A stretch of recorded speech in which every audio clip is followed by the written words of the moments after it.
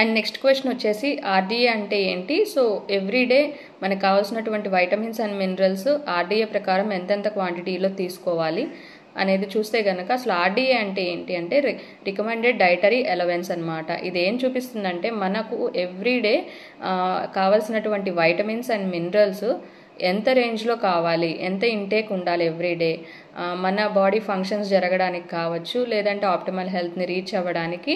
So ఎంత vitamins minerals value తీసుకోవాలి అనేది చూపించేదే ఆర్డీఏ అనమాట.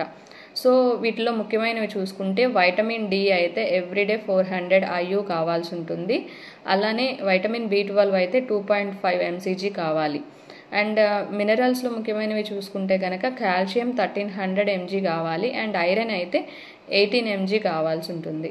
సో ఈ విధంగా మన ఆర్డీఏ ప్రకారం తీసుకోవాల్సినటువంటి వైటమిన్స్ మినరల్స్ ఎంతెంత తీసుకోవాలో చూసుకున్నాం. సో ఇవి ఈ ఆర్డీఏ రికమెండేషన్స్ అనేవి so age and sex and వాళ్ళకు ఉన్నటువంటి హెల్త్ ప్రాబ్లమ్స్, ప్రెగ్నెన్సీలో ఉన్నారా, బ్రెస్ట్ ఫీడింగ్లో ఉన్నారా, సో ఇట్లాంటి సిచ్యువేషన్స్ మీద కూడా ఆర్డీఏ వాల్యూస్ అనేవి చేంజ్ అవుతూ ఉంటాయి. Thank you.